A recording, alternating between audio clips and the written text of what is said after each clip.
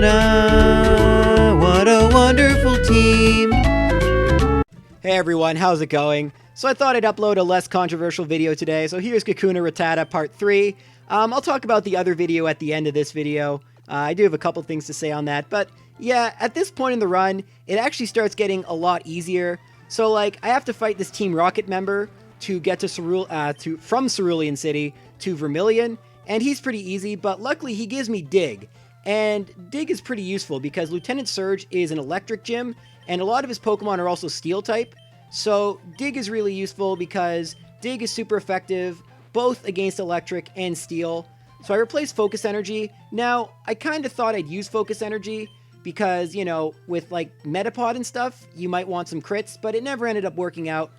In Gen 6, Focus Energy is a lot more useful because you can combine it with the Scope Lens, and it's a 100% chance of critting, versus here, where it's only, I think, like a 50% chance, so 50 is not as good as 100.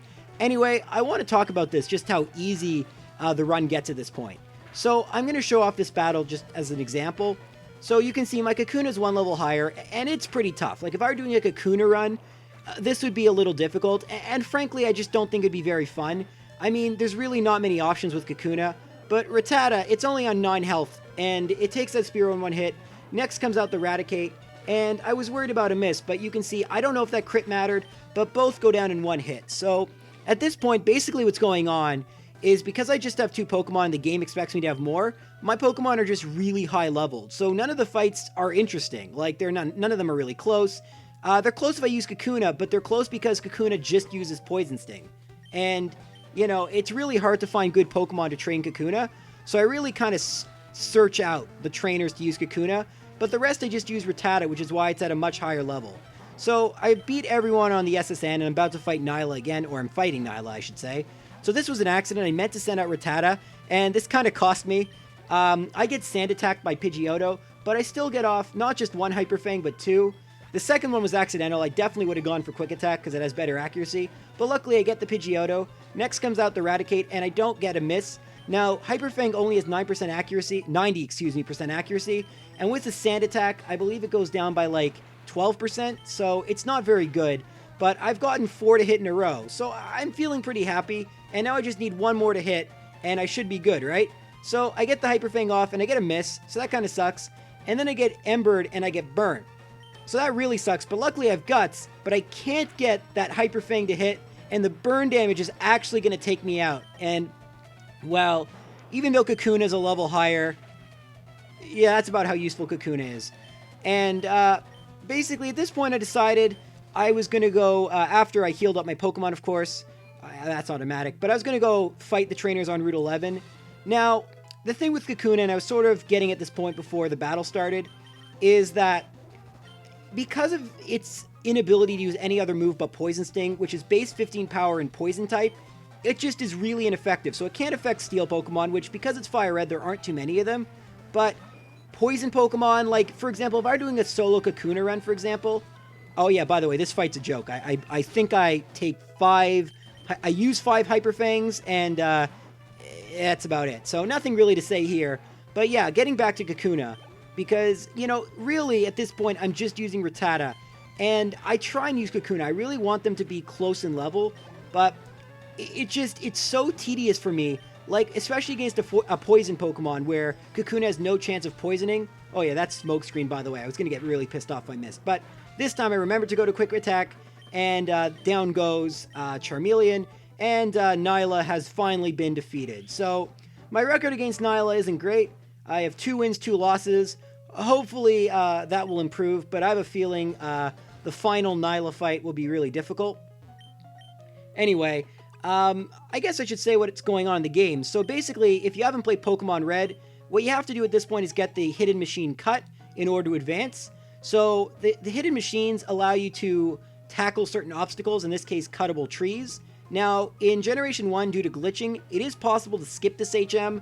It's possible to skip every HM, but if you want to beat all the gyms, you can sort of go out of order, but it's impossible in Generation 3 because, you need Cut to beat Lieutenant Surge, but if you didn't beat Lieutenant Surge or get Cut, really, you can't get past, what was I going to say? You can't get past a tree in Cerulean City, And if you can't get past that tree, you can't get to Lavender Town, and you're just sort of stuck. Now, to the right, there's a Snorlax, so you can't go further right. If you try and go up, there is a house that'll take you back to Celadon, or you could try and get into Saffron, but a guard won't let you, and there's no way to sort of muscle your way past him. By the way, off screen, I acquired a Spearow and traded it for a Farfetch'd. Farfetch'd, really good HM slave, because it can learn Fly and Cut. Now, I'm going to need another HM slave to learn Surf, and I'm not sure what that's going to be. Unfortunately, the greatest of all gods will not carry me on its back, because that would be pretty sacrilegious, guys. I mean, would you ever ask God to carry you on its back? I wouldn't. So, gonna have to find another water Pokemon. Really should have picked Squirtle, but we'll figure that out when we need to surf. But as I was saying, basically, you do need Cut to beat the game. So that's why we had to go on the SSN. And that's also why we had to go to Bill's house, because we needed the ticket to go on the SSN. In Red and Blue, there's a lot of little quests like that are pretty non-optional. If there were glitches, they might be optional, but this is a glitchless run. And not really by choice. It's really hard to glitch FireRed Leaf Green. They're a lot better designed. So anyway, let's talk about what I'm doing. If you haven't played Red or Blue or FireRed Leaf Green, there is this baloney garbage puzzle.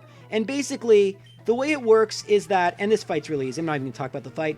Basically, the way this garbage puzzle works, and this puzzle is garbage in both senses of the word. It is garbage in the sense you are literally looking at trash cans, and it's garbage in the sense it's really poorly designed. Now, in Red and Blue, it was actually broken, and I'll talk about that in just a second. By the way, here's where Dig really comes in handy. I lied, I am talking about the fight.